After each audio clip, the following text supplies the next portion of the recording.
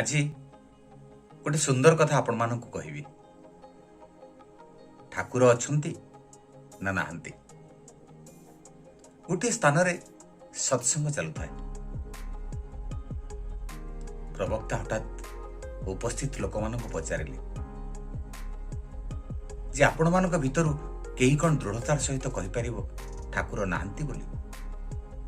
तत्क्षणात जड़े व्यक्ति ठिया हेले बिना संकोच रे कहिले आज्ञा मु जणे चोर मु कहिबी ठाकुर नाहंती। गतकाली पाख ग्रामर ठाकुरंक मंदिररु मु चोरी कली। ठाकुरंक बेकरु सुनाहार नेली तांको मुंडरु सुनार मकुट नेली आउ जा आसब पत्र थिला सबु नेली। मोर तो किसी हेलान मत कहीं अटकेले एणु मु कहूची ठाकुर नाहंती। परे परे आउ जणे व्यक्ति ठिया हेले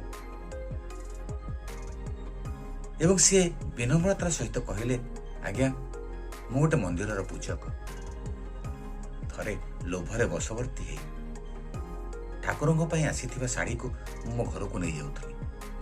बाटरे मोर दुर्घटना हला मु भयरे पुणी से साड़ी को जोठ नहीं सेठी रखिदेली।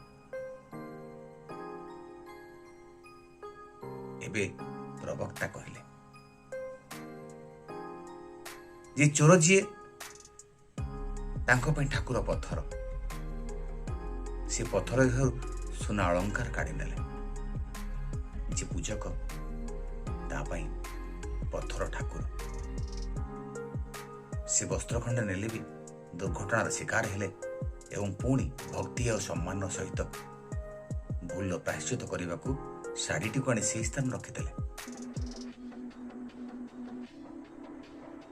एणु ठाकुर काहापाई ठाकुर काहापाई पत्थर ठाकुर अछंती कि नाहंती विचार आपन।